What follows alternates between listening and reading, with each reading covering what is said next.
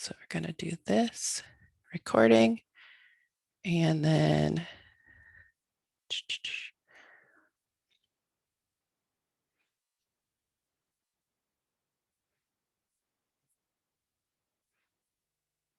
all right, can everyone see the presentation? All right. So welcome to our event. Thank you so much for coming. My name is Danielle Brown. I am an associate software developer at Mile2. I've been here for about a year and a half. I am not the most amazing public speaker, so my apologies, bear with me. So just a few event guidelines. Mute your microphone if you have questions. Please ask them in the chat, and we have a number of Mile and 2 employees in the event today, so they can answer it the best they can, or we can revisit it during the question and answer session. But please direct that into the chat. Like I said earlier, if you feel comfortable, turn on your video. If not, totally fine. The schedule is going to be, we're going to discuss our tips about interviewing and resume writing, with the emphasis on virtual tips. And then following that, we will have a question and answer session. So if you have anything prepared, if anything we went over, you're confused about, any kind of questions, that will be your time to answer that. And then if you signed up for the mock interviews, those will occur after the question and answer session. And so please, like I said, in I think more than one email, show up at your time slot, maybe a couple minutes before, but try to be fairly punctual. It is only 15 minutes and it will go fast. So like I said, I work at Mile2. We are one of the companies putting on this event. So pulled from our website, we believe in solving complex problems by connecting people, technology, and work. That is a super loaded statement, but that does a really good job of describing what we do. We are a strongly collaborative company headquartered in Dayton, Ohio. We believe in teamwork, working together across all disciplines, groups, things like that. And we put a pretty high emphasis on valuing our employees. And also we are remote friendly. So if you're interested, please check us out. There's a link listed on the screen. And next, we will hear from our other collaborator. We will hear from Heather for Dayton Women Code Together. Hello, I'm Heather. I'm a co-lead of Dayton Women Code Together. We are a local meetup group. I'll share with you our mission statement. Dayton Women Code Together is a social and educational group that focuses on providing an inclusive place for women and minorities. We focus on developing strong social and networking connections while hoping to develop our community skills for the modern workforce. We encourage adults interested in learning new technologies to join. Right now, we do have a meetup that is, we are on meetup.com, and we have a meetup that is meeting once a month virtually. So you are welcome to join us, and we just get together and we talk about all things tech. Awesome. Thank you, Heather. So to start off, we asked our in-house recruiter a couple of questions, and I'm going to start with some of his advice. So when you build your resume, concentrate on those details.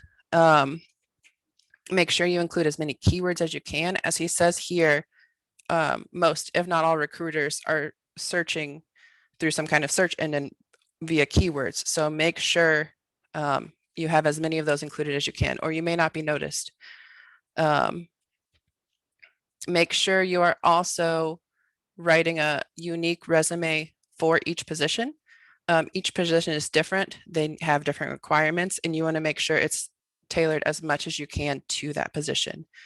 If you submit the same resume over and over, recruiters can generally tell. So you want to put your best foot forward when you're applying for a job, and that includes your resume too. So for anyone who is new to the industry, you make sure you use all of the services provided to you. If you're in school still, talk to your advisor, look at your career services, things like that. I personally found out about Mile 2 while I was a student at Wright State through Handshake. So you never know what options you'll find, and you want to make sure you don't miss those opportunities. So use as many tools as you can.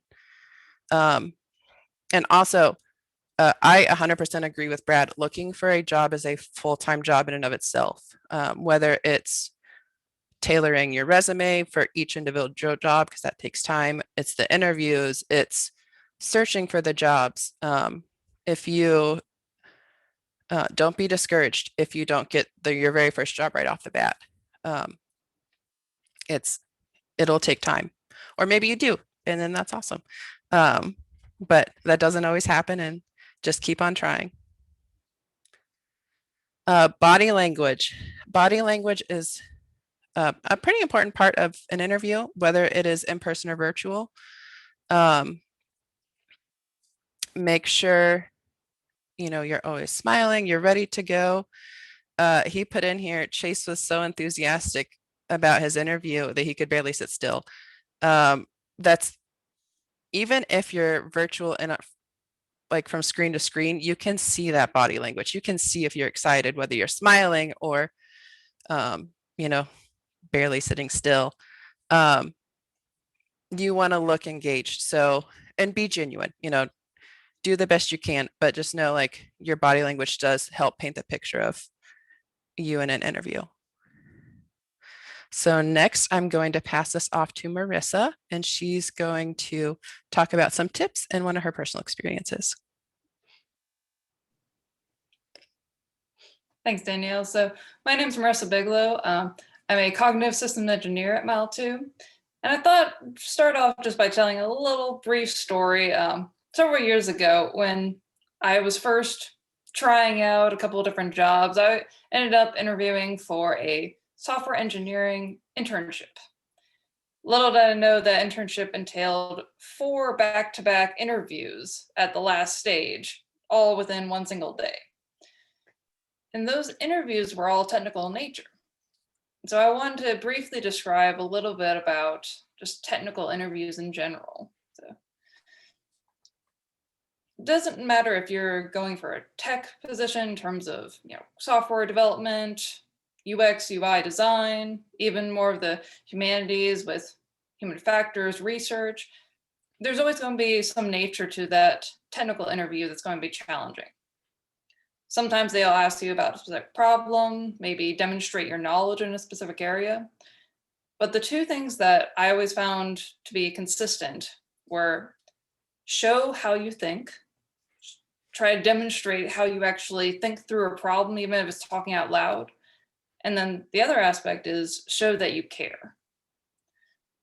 So Danielle, if you can go on the next slide. It summarizes a few examples from some of those interviews, but like Danielle was saying, it's the enthusiasm that really connects with people.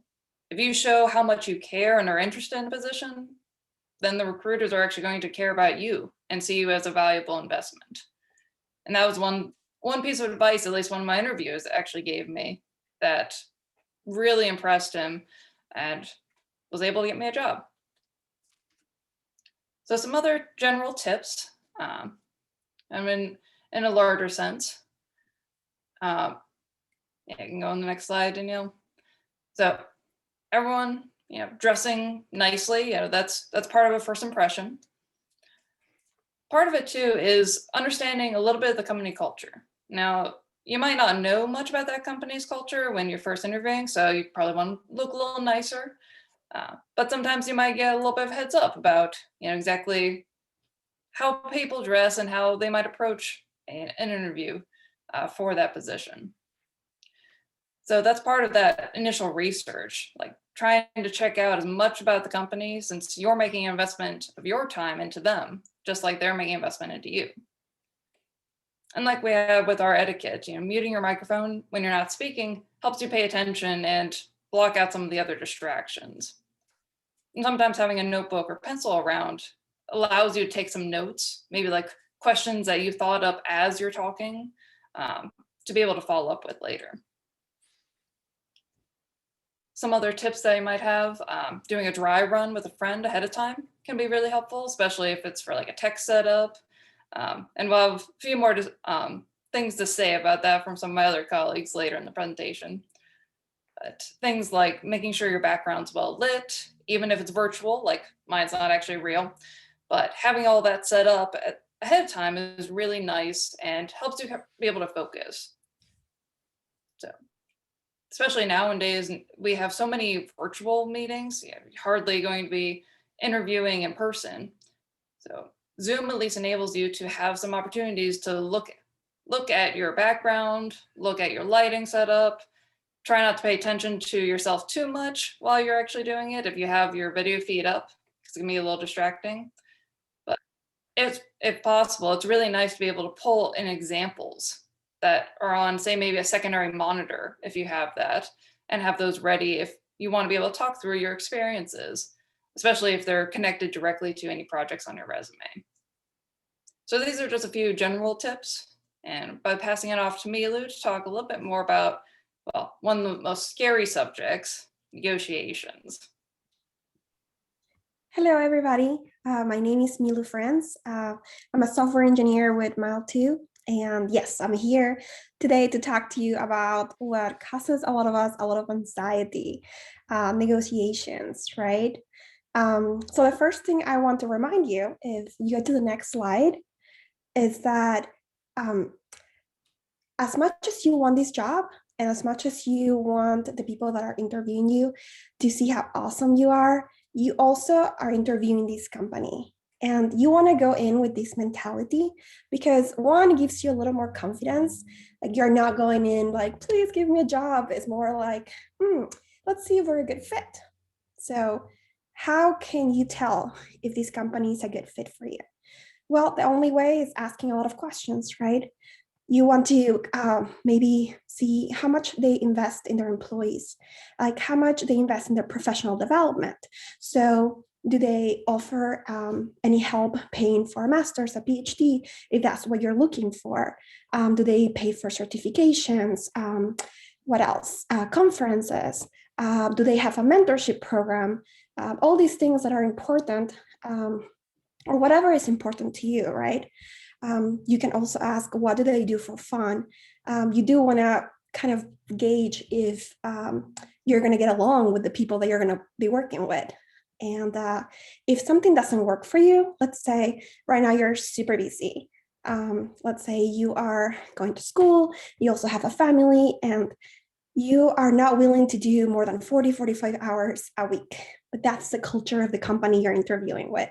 You want to bring this up and you want to discuss this because the last thing you want to do is take an opportunity and not be happy with that job and then kind of limit your opportunities because you could have gotten a job that could have been a better fit for you.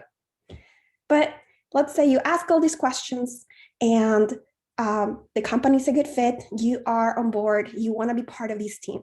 So what to do next? If we go to the next slide. Okay, so this is like the scariest part, right? Salary negotiations. So I went to a conference talk last year. It was a virtual conference call, and I put the resource at the bottom of the right side of the slide, and you're all gonna get this slide deck after the event, so you can access a video, so you can watch the whole talk if you want to. If not, you can also Google it. It was Codeland Conference 2020. And he did an awesome job on kind of like giving you tips. And this is kind of my cliff notes of that. And hopefully they're going to give you some good tips. So the first thing is you should always negotiate. And why? Because you will get a higher salary right now. And that means that's a higher salary start point for your next job or for your next promotion. And when you count all the years of career you're going to have, that's going to add up, which is going to be nice, right? So make sure you always do. And the sad part is a lot of people don't. I think only, according to some studies, only 39% of people actually negotiate, and a lot of women, we just don't, because it's just not comfortable. So let's get comfortable doing it, right? The first thing or the first tip he gives, which is very, very important, is that you should never give the first number, which is hard because when you're talking to a recruiter, usually that's one of the first questions they ask you, right? Like, how much are you thinking will be a good salary for you? So here are a couple of answers you can give so you can get away without not giving a number. Because you want to wait until you have an offer to start negotiating. The first answer could be, I would like to make sure this position will be a good fit before talking about salary. Let's say the recruiter asks again in another way. You can say something like, I'm going to assume you're paying fair market values. So let's talk about the position and let's talk about salaries later. And if it's just one of those things that you cannot get away from it, then turn the question around and ask the recruiter. So, I just need to do more research about these. Will you mind giving me your range? And when they give you their range, make sure you don't look too excited or too bummed about it, because you're still going to negotiate. So a good answer or a good response after they give you a range is, that's a good start. So, okay, so now you know, you're not going to give the first number. You have some ways you can answer to delay these until you have an offer. So let's go to the next slide. All right. So something you definitely want to do, and this is probably something you want to do way before you go into an interview or when you start, or before you start applying to different jobs, is you want to do some research, find your market rate, and you need to pick a minimum acceptable salary. And this number, it's what it will take for you to live happy and comfortable right now.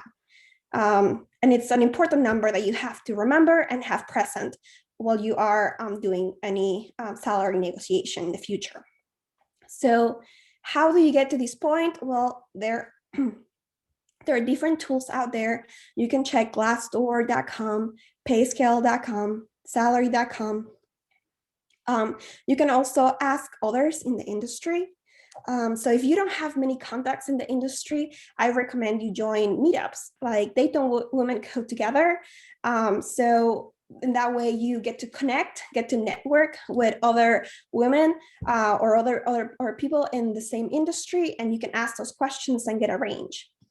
You can also, if you already have a job right now, you can ask your coworkers.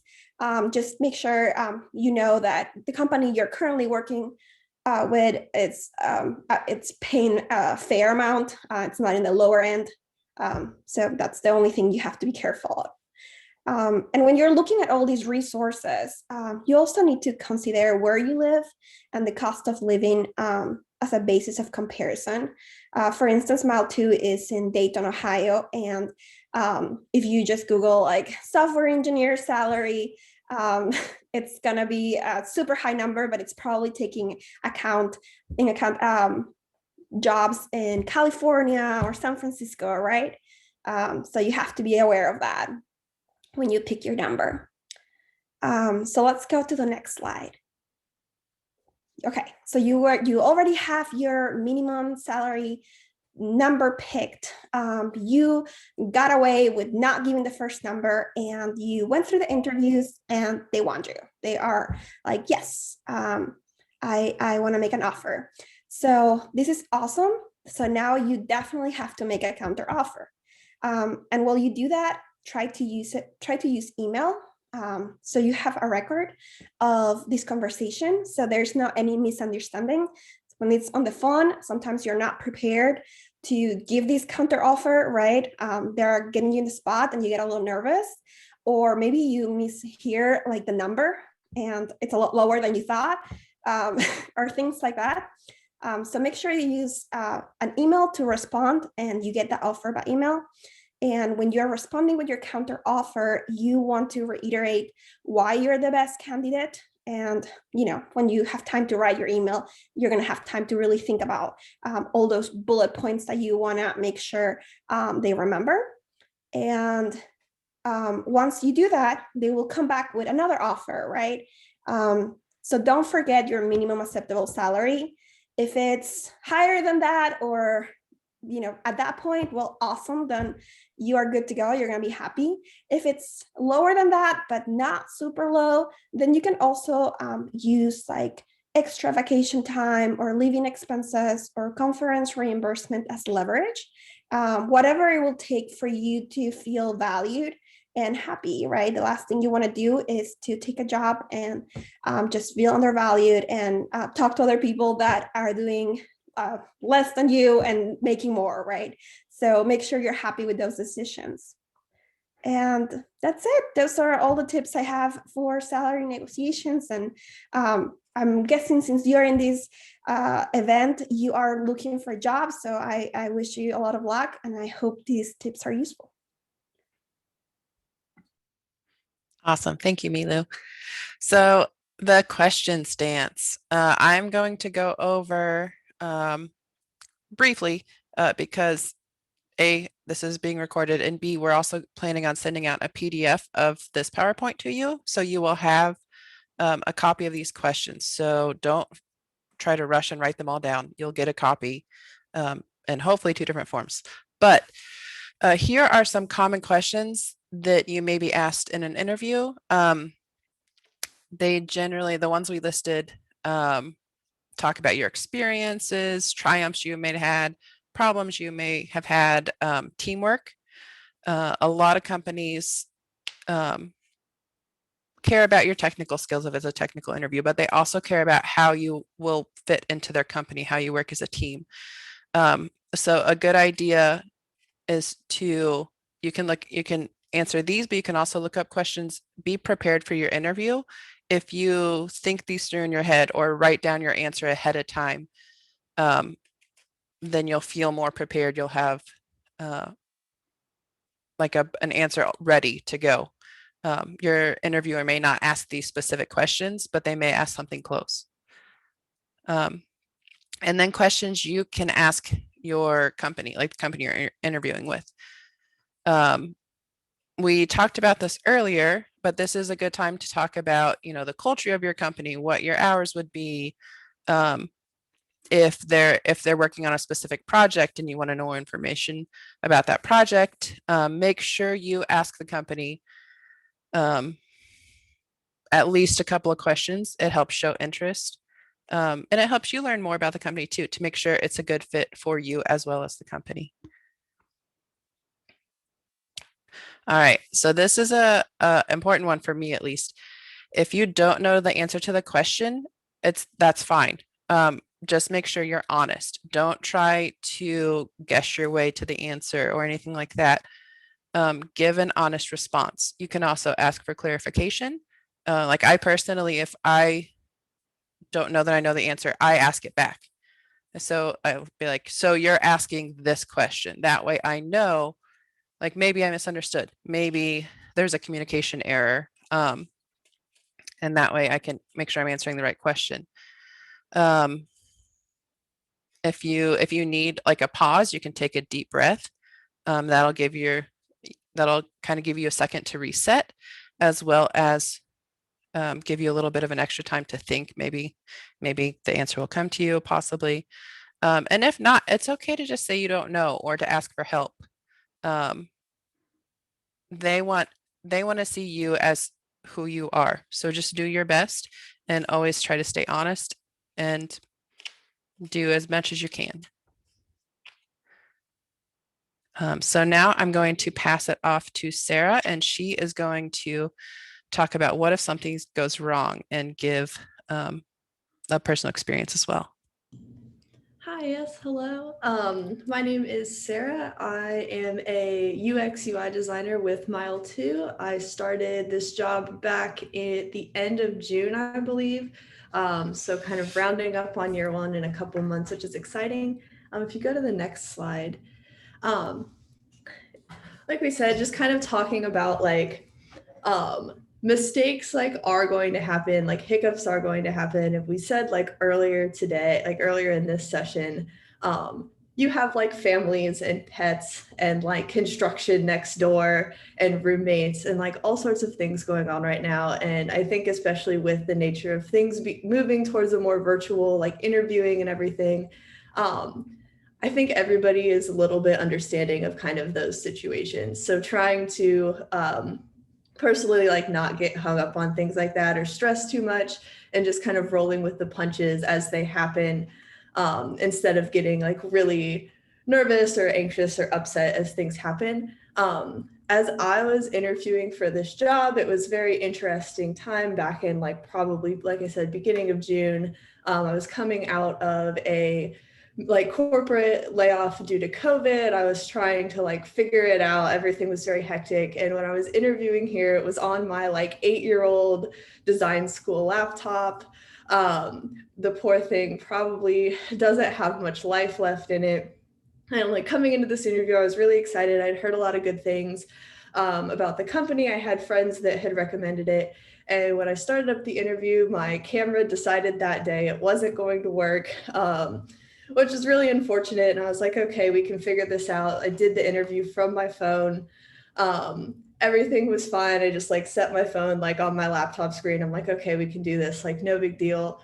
And about halfway through the interview, my phone was at 5%. And because of the way I was like in my bedroom, like I had roommates, so like I couldn't really like go sit somewhere like in the living room or something like more conducive to interviewing. And I ended up finishing the interview on my bedroom floor because my phone cord was only like 1.5 feet long.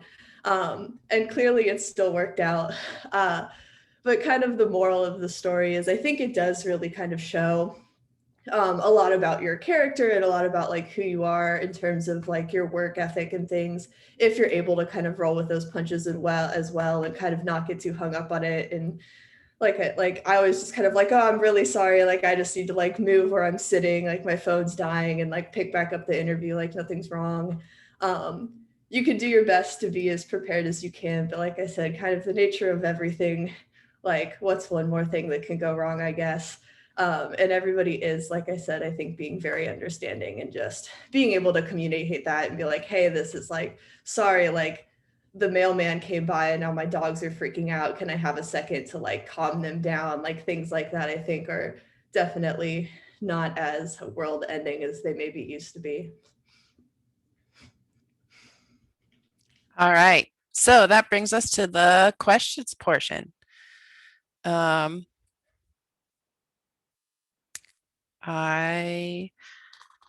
anyone have any questions? Were any questions asked in the comments? There were a couple questions in the chat. One that had a few answers come in through the chat from our lovely participants here. Sarah Hill, who just spoke. But the first one is from Sierra. What are some good questions to ask or surrounding mentorship programs available within a company to figure out if it's just a buzzword or for interviews? So there's a hands up.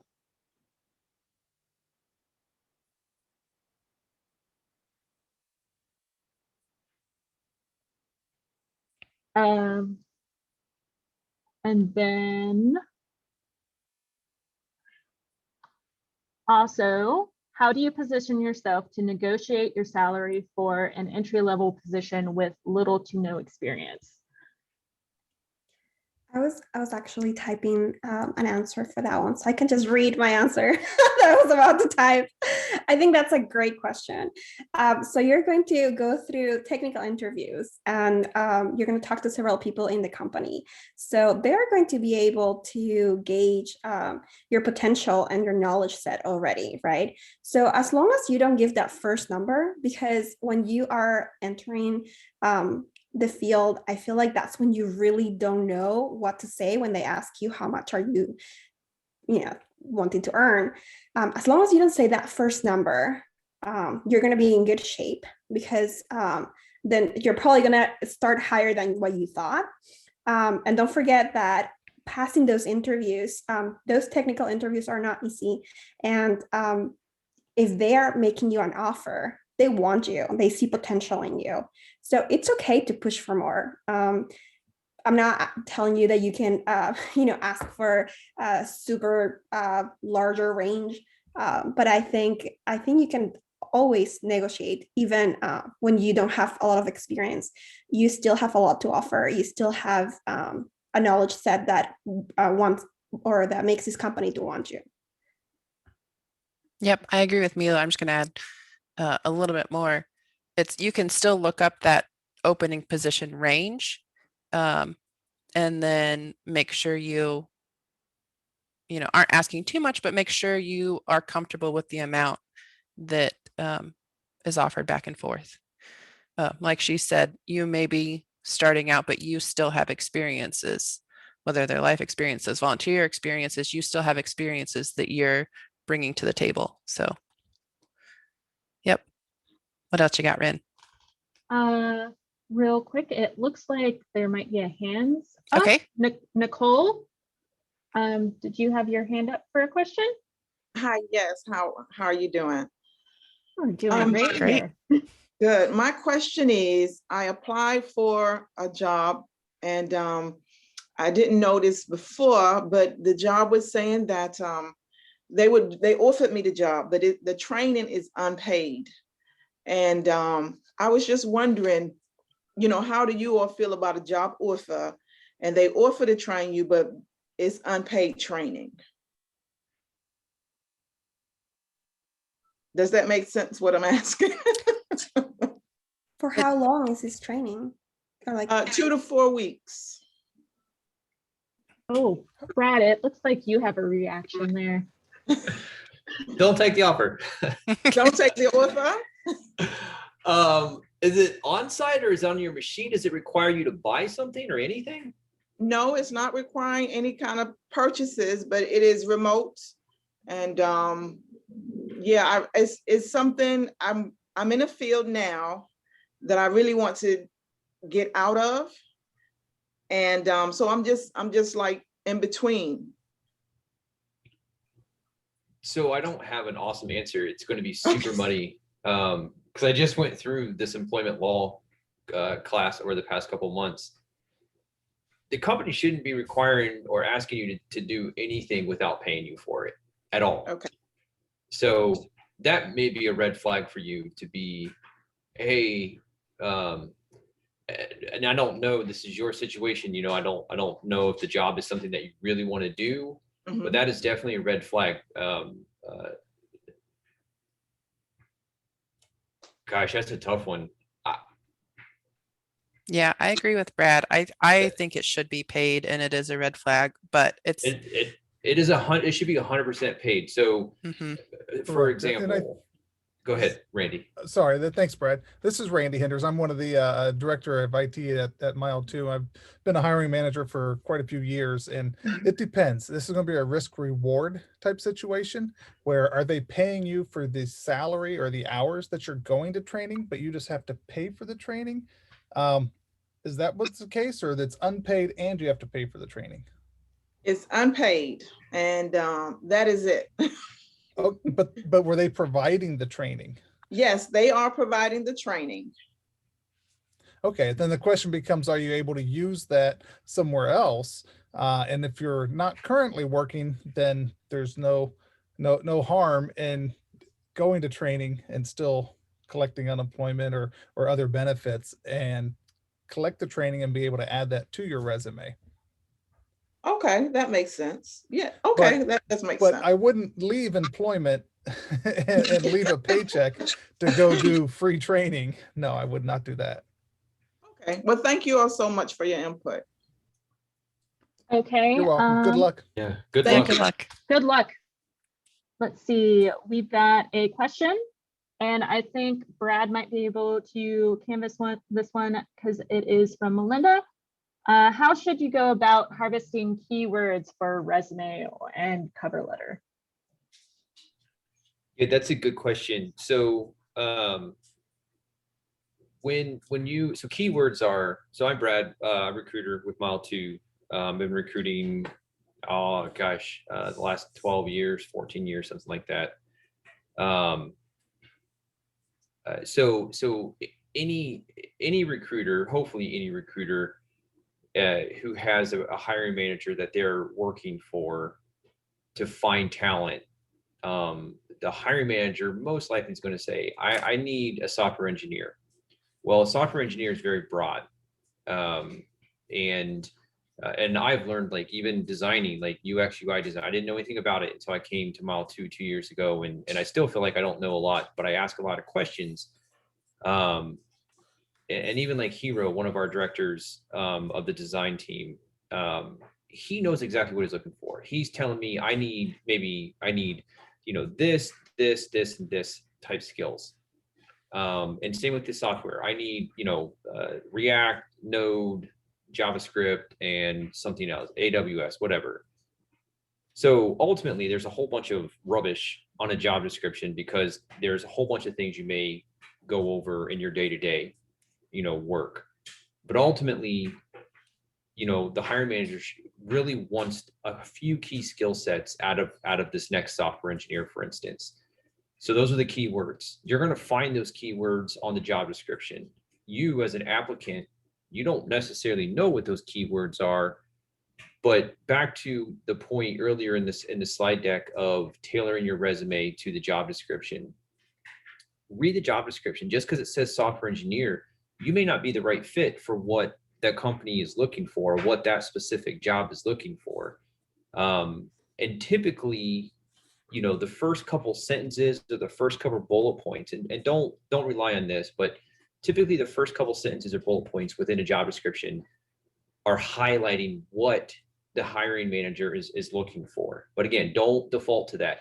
If you have, really good years of experience in, C++ and Python, for instance, that's where you come into tailoring your resume, that you're going to show your strength. And I always say, if you're not familiar with C++, for instance, but you've been exposed to it and you can tell the difference between C++ and JavaScript, put that down on your resume, because at least if the hiring manager during the technical part of the interview is asking you that question, you can at least talk back to it and say, I recognize the differences, but I'm not sure of the differences. The hiring manager would probably much better take that than rely on, well, they have C++ on the resume. And if the hiring manager didn't ask the question, shame on them. So it's a tricky one because you don't, as the applicant, you don't know what the company's ultimately looking for. But that goes back to you tailoring your resume, making sure that you are highlighting your strengths and your skills. And then if you get a phone call, people never reach out via email or phone anymore. And I say, call. You're only helping me fill the job. I have a lot of stuff to do in my day. So call the front office and say, hey, can I talk to Brad Gatchell? And yep, they're going to patch you through or whatever. And then say, hey, my name's Randy's on top of my screen here. Randy, my name's Randy Hinders and I'm applying for the software engineer job. Had a couple questions. Heck yeah, I'm going to take that phone call because I have a hiring manager who's looking to have that job filled. I'm going to answer whatever questions you have. Hey, Brad, what are you looking for specifically in this job? And the recruiter should be like, we need C++ and JavaScript. And, we definitely looking for someone who's looking for their AWS certification or whatever. They should be able to divulge that information. And then, okay, now now you can go through before you apply. You're going to tailor your resume, get the recruiter's email address, send them your resume. Awesome. Thank you, Brad. And I think we're getting a little bit close to time, but Rin, I think, has been writing down all the questions, and we will, and any questions we've missed, we can write up answers to that and send that out with the PDF of the PowerPoint and everything like that. So with that, what to expect next? Hopefully I managed to record this, and I will send out a link to the recording as well as a interview cheat sheet. It's a one-page kind of list of some common key points. And then if you participated in the resume review, I will send out your written feedback after this event is over. And also answers to any questions we didn't get to. If you want to, please share your experience. Hopefully it was a good one, but share whatever it is on social media. Use this hashtag. And with that, thank you so much for coming. I really appreciate it.